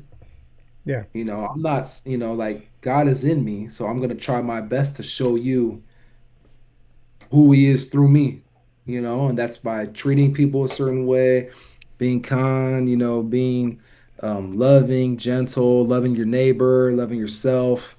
Um, it's just spreading the gospel, spreading the good news, because once you understand like Jesus, and like once you get him in your heart, it's hard to like keep him there. It's like you want to like tell others, you want to encourage others like to learn about him and grow, and like, hey, come to church with me, like, and it's like, hey, like let's read the Bible a little bit. And like I said, um yeah, I grew up in the church, but I would argue to say like, like I said, like there's been times where I wasn't the most in the word, and I think a lot of that time was in the NFL. I think when I was in the league, I think I kind of got encompassed with like being in the league, like what that comes with, like all this money, partying, alcohol, doing a lot of stuff that if you look on the outside, be like, oh, you're a Christian, like doing like things the worldly way, Yeah. and I was doing what I felt like, like, oh, well, I'm in the NFL, so now I got This this and is this what and they this. do, or what, Yeah, like I'm over here partying, and I'm with, and going to this club and that club with this girl and that girl, and I'm here and I'm going this, and I'm getting Louis Vuitton bags, and I'm getting all this jewelry I don't need, and I'm spending all this money that I have because I have money. So now I'm gonna go get me 3 cars because it's like that's what you do, right? yeah. It's like, and I think that kind of like period of that really like helped me learn that you really don't need any of that. You really don't need any of that You've learned in what life. matters. Yeah, that's none of that matters. And I think once when you're kind of in that mindset, you feel like, oh, like I got it, so I'm gonna do it, rather than like, really staying true to the word. And like I said, once I kind of started getting back on track with like the Bible and like trying to do things, God's way, like it's really for you. Yeah. It's for you. That's to help you be a better person that you can be, and to teach others and to show others. Yeah. And I feel like, once I started getting back to that, I was happy with me. Oh, Like that's. I don't need 8 chains. I remember being on the Ravens. I had like 8 chains, man. Like How just much does that even on my weigh? neck. I had like eight You're gonna chains, hurt your man. neck. Yeah, I used to walk around with my Louis Vuitton backpack. It's like because you start obsessing over material things, you start feeling like that's part of you. Yeah. Like it's part of me now. This is part of Consumerism. consumerism, materialism. It's a yeah. real thing. It talks about that in the Bible, and it's like you can't take none of that to the grave. Yeah, All that, you can't take anything you have. The only thing you can take that's a is, good point. are you a believer? And, and did you give your faith and trust in Jesus Christ? And it's like, I mean, you're never trying to push that on anybody. You're never trying to like look down on people. No, I'm just giving you my experience. Yeah, I've been on both sides. I've been on the side where I was really in the word. I've been on the side where I wasn't, and I feel like the side that I'm on now, being in more in the word and trying to do right. Like I said, I'm not perfect. I stumble all the time. I never claim to be perfect, but I think you try to do right and you try to do, you try to live Christ-like. Um, I mean, it's a better turnout. fair It's just for enough. me personally, like I've done it both ways. I have a crazy Yeah, life, man. So, it's crazy. So I'm just blessed and I'm just very humbled, and I'm just thankful, really, truly. fair enough. And our next question we have here is actually from our friends at CFL Fans Fight Cancer. Has cancer touched your life in any way? Yeah, so yeah, my I've had relatives who have had cancer. My grandma had cancer. She had lung cancer. And I've seen it like not in like my day-to-day life, but I've seen the effects that it has on people. And cancer is it's a very sad thing. It's very sad. It's very man, I just can't imagine. Yeah, And it's one of those things where it's just like, you got to pray for those who have it and who have experienced it, and just kind of have sympathy for. And it's very unfortunate. And I mean, to anybody that goes through it, you have my deepest prayer. That's all I can really do. I don't, like I said, it's not like anyone immediate to me had it, but I do see the effects, and I know that yeah, it's nothing to play with, you yeah, know. absolutely. So. Yeah, very well said. Kind of getting back towards football here. Who are some of the most difficult guys you've had to go up against, and what goes into preparing for them? Yeah, I mean,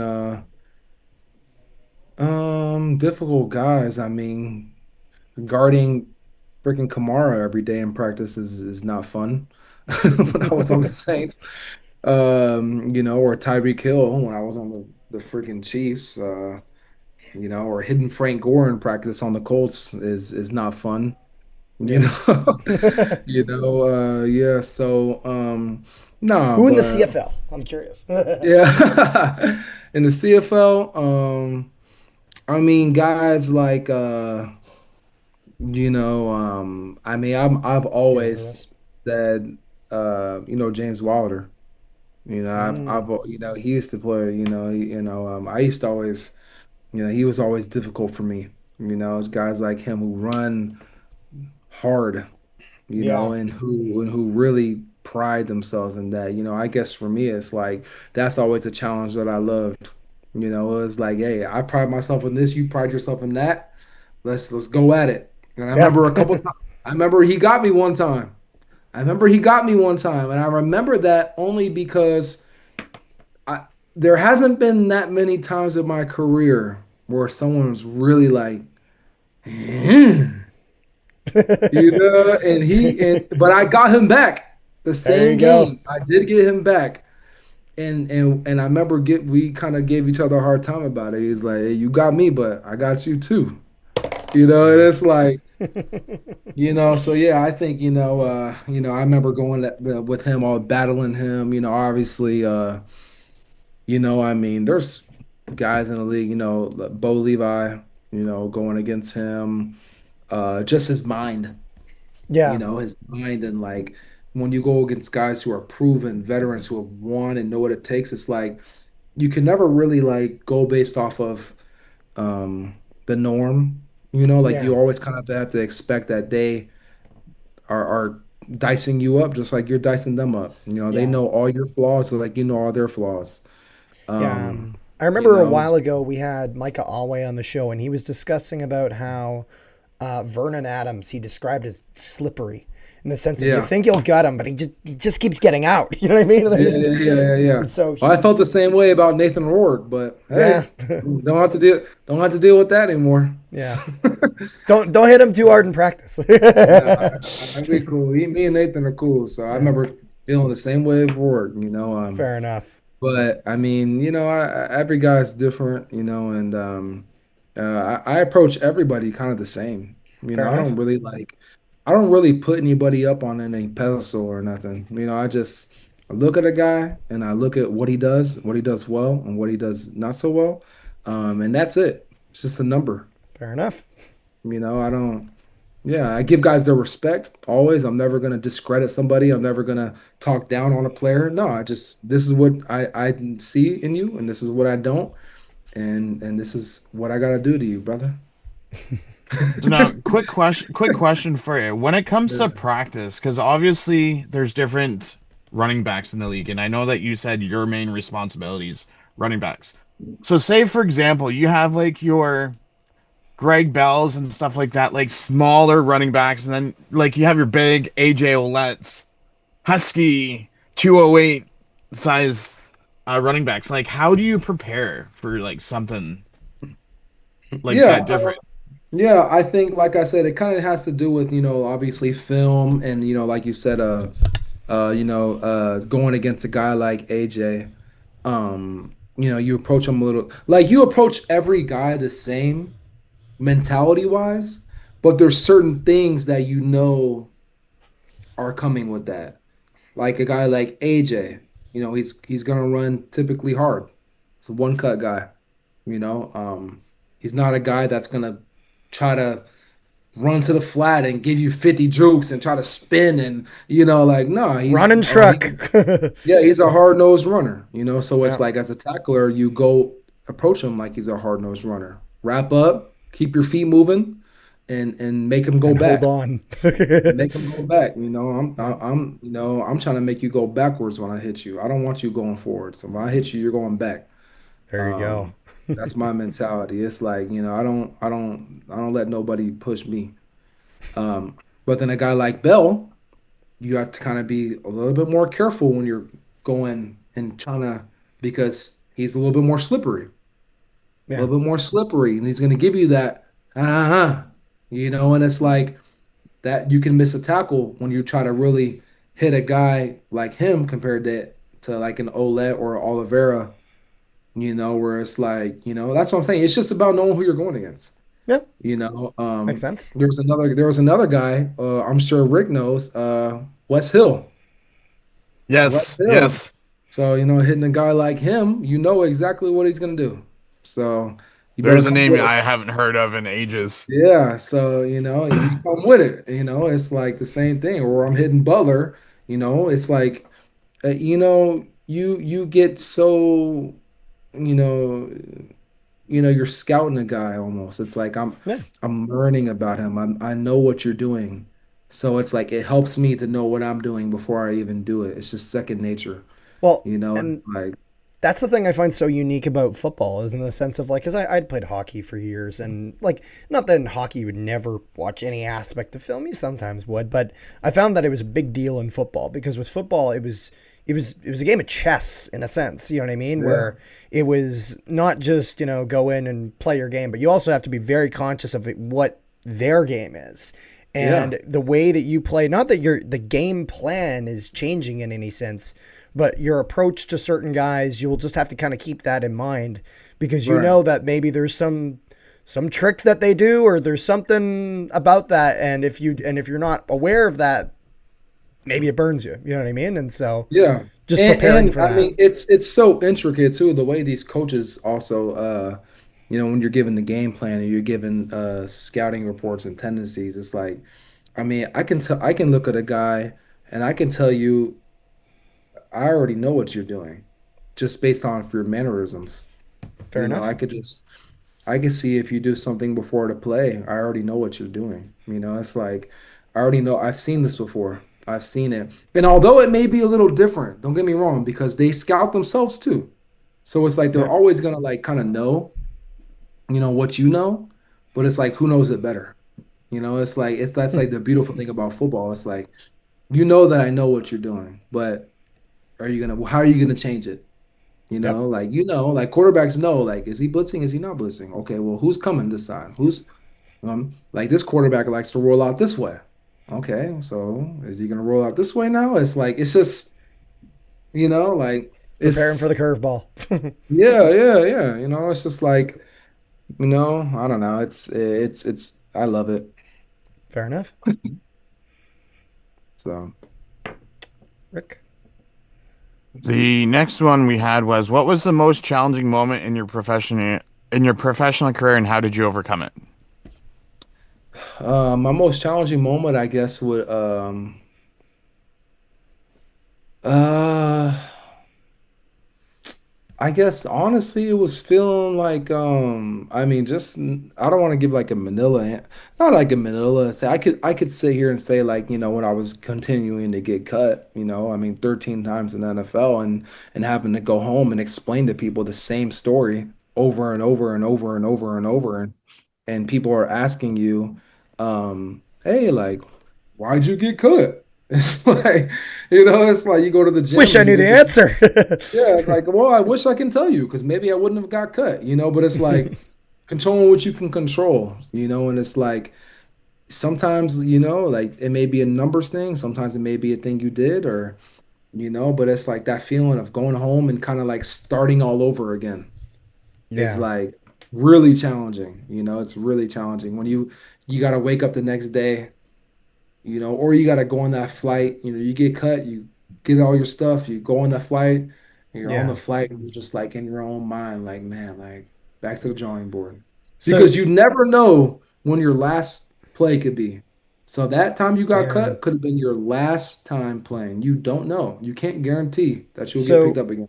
you're essentially saying instead of kind of just necessarily one moment you have, it's more of just kind of when there is, say, a setback or whatever, just not letting that kind of get to you in terms Yeah. of trying to read too much into it. Oh, it's because they don't like me. It's because it's Well, like, no, that's why I kind of just I gotta have a get back to motto. it. And Well, that's kind of where my brand DAND came from. Delays are yeah, not denials. That's why I say that DAND. That's my brand. I started that brand, me and my dad. Just based off of just my career. Getting cut 15 times. I mean, 13 times. It's like DAND. Like delays are not denials. Like get up when you get I like knocked that. down. Get up. When you get knocked down, get up. And it's like it's easier said than done, don't get me wrong, Yeah, but it's like you got to get up though. You got to get up, from guys, young guys, you get cut in the CFL, you get cut, you go home, you take your day to kind of, get your mind right, but you got to get up fair enough. or you'll stay down. You will stay down. I've seen it. Yeah, I've been there. I've been there. It's like that's where DAND comes from, though. Delays are not denials. And so yeah, that's one definite aspect that um I would say was a real challenge for me, was kind of like that, like, but I'm thankful for my family and my loved ones who continue to push me, and keep me focused. But I do have another one though. I do have another oh yeah. uh, I do have something else that I feel like would be a big challenge. And I think not only for me personally, but for guys that I see, I think it's the need to fit in. Mm, I think it's the need to fit in. I think that's something I struggled with too. Like I said, I told you what happened to me. Um, but I see it a lot with guys, who feel like they have to be someone that they're not, and that doesn't have to do with just off the football field. That's like, some guys don't really talk much. If that's who you are, then be who you are. If you're a big energy guy, then be that. But don't let other people try to mold you into what you should be because you're yeah, never going to be that. You're never going to be what other people feel like you need to be. You need to be you, and that's going to take you a lot farther than trying to be someone who you're not, yeah, and I've seen it. I've seen it. I've seen guys try to try to fit a mold that they're not, and it never works. Just be you, Yep. just like you guys are interviewing. Just interview you your way. You can't interview a different way that's not you because it's going to Yeah. be No, noticeable. It's not going to be authentic. yeah, baby. Besides just writing some questions down, whenever we record, there's no script. I'll say what the hell I Yeah. want to say, Yeah. and then Exactly. that's Yeah. about It's it. like, And if but I that's you will I though. screw up, you're damn right I'll screw up. But that's how we roll. Yeah, it's like, I think being unique now is like something that's almost frowned upon. Everyone's like, oh, like he's not normal. Like he's not normal. He's this and that. Yeah. Like, well, yeah, I mean, do you want him to be like everybody else? Yeah. What makes you different? I remember playing with some guys who I literally, perfect example. Um, Shoot, I mean, hey, God bless his soul and rest in peace, Demarius Thomas. Yeah. Marius Thomas, he was the guy who I was, he was really cool to me, and I remember being really cool with him, and I remember we had some nice conversations, and but he never said much, and that was just him. At Yeah. least from what I remember, and it's like he went off and did his, he was a amazing player, Yeah. amazing player. I can name multiple guys that have an impact on me. Eric Berry, Frank Gore, Drew Brees, Kamara. I mean, I got so many different names. Joe Flacco. I played with a lot of different guys, man, and I've Yeah. seen a lot of different ways of approaching the game and what works and what doesn't work. And usually, when you're just you, you can't go wrong. Fair enough. You know, Same thing in the CFL. Same thing in the XFL. It's any league. Doesn't Yeah. matter. Just be you. Okay, and kind of one last one that we had just kind of before we wrapped it up. What is we've gotten some interesting answers for this, so I always got to ask this. What is like the strangest thing you've had to sign that you've been asked to sign? Oh, yeah, Like autograph, yeah. that's not even a question. One of the guys, hey man, I'm not gonna how do I phrase this? Oh boy. Um, I'm not.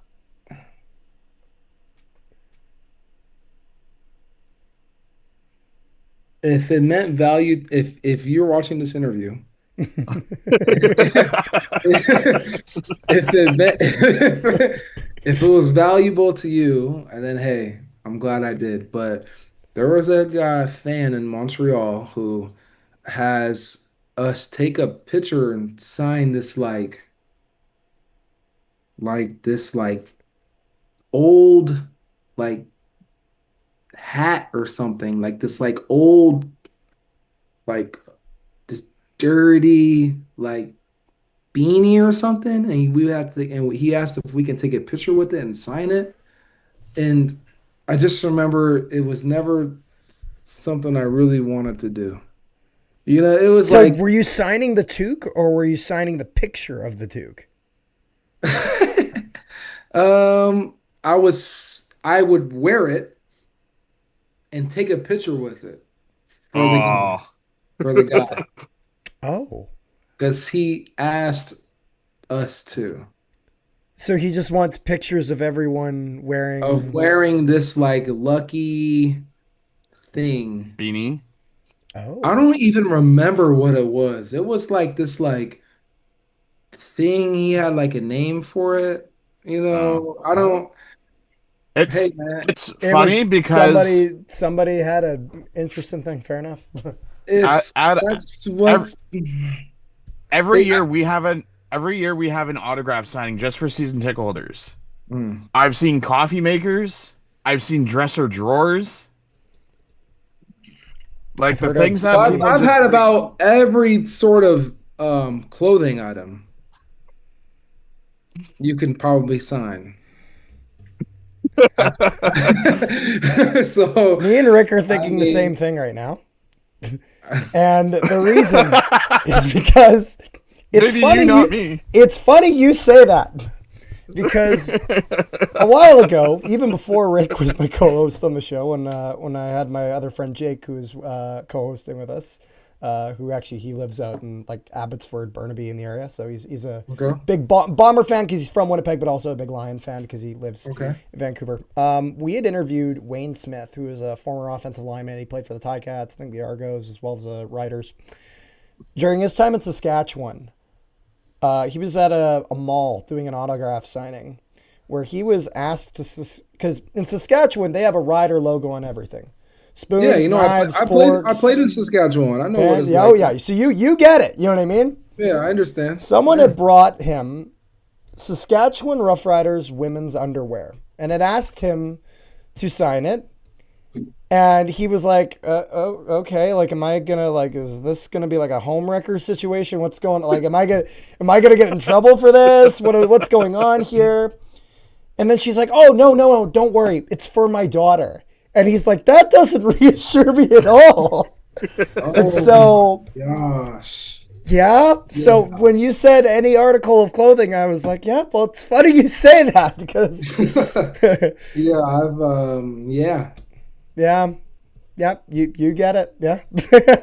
I have It's this just like I'm just appalled what people like come Well, and up then to there's players and the get like I've seen sign my like forehead. shoes I've are seen the that. most common thing, yeah, hats, but it's beanies, just like That's sweaters, like if I was a easy. player, like I'd be like awkward, like I wouldn't even know what to say. you just sign it. Sign it, move on with your life. Okay.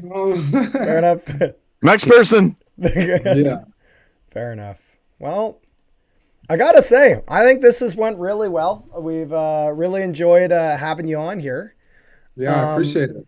Before we get going, though, is there anything you have to say? Is there any shout out you want to give? If there's anything you want to promote, whatever it is, Um, in terms of floor's yours. promoting, yeah, no, I would just say I'm not really promoting, but just um shoot, I mean this Those people out in Kelowna, BC, get those tickets for that game. yeah, let's go, BC Lion fans. Oh, you're talking Kelowna. That's gotta be interesting for you, eh? To play a game like not at Yeah, there's gonna be BC two games place or at there. like a Yeah, CFL. yeah, it's gonna. I mean, hey, like as long as I'm playing football, I don't care. Yeah. Well, I'm Yeah, hearing that like their venue is going from like 2,000 capacity up to like 20 something. Like they're yeah. like really I getting know it we, all I know set we up got there and something going good nuts. going on. So if you want to come to a great organization, come to BC. Ah. Sankey, what year did you come into the CFL? Well, I technically came 2020, but we didn't have a season because COVID. COVID Okay, happened, so so the season was th- canceled. this is this is before your times. So in 2013, when they were building our stadium, we actually went to the University of Guelph and had our full season at Jeez. the university Yeah, that's actually where because the we had nowhere Argonauts else are to doing play. their practices there until they get BMO back from the FIFA World Cup. Hmm. So kind of Well, a I mean, So I mean, interesting listen, situation. fans will drive anywhere to and get to if the if games. you're a fan, if you love the team, you're gonna come. Fair Obviously, enough. it's if it's within reason. I mean, but no, I mean, just I mean, I just appreciate you guys for having me. I mean, DAND, delays are not denials, my brand, my motto, and There you God is go. good. And I mean, I just hope everybody stays safe out there, man. This world is crazy. We've seen a lot of crazy stuff in this world happening. So Yeah. it's Not only that, but it gives fans like a chance to learn more about you off like a person off the field. yeah, Yep. yeah, exactly. You That's the know, whole point of this. yeah, we appreciate it. I know I Yeah. appreciate it myself, and I know other guys you've interviewed appreciate it as well. So Thanks for coming on. We appreciate yeah, we appreciate that you're able to give your time. You know what I mean? Whether yeah. you're able to stick around quite as long as you had, which we didn't realize it was going to go this long, but honestly, we've had an absolute blast. Or even if you just had 5 minutes, whatever it is, we appreciate you coming on, man. And Mm. make sure you have yourself a fantastic rest of your day with whatever it is you're doing. And thank you to anyone who has been watching and listening this long. This will be up on YouTube as well as on Spotify for anyone who wants to listen on there. Thank you guys so much for tuning in. Make sure you guys leave a like on the video, share it around, and subscribe if you haven't already. And if you guys live in the BC area, go check out a game. Fill the bowl, Yeah, get it come done. on. Let's go. All right. You Well, better see that Sankey jersey. there you go. Thank you guys so much for tuning in. We'll see you guys next time.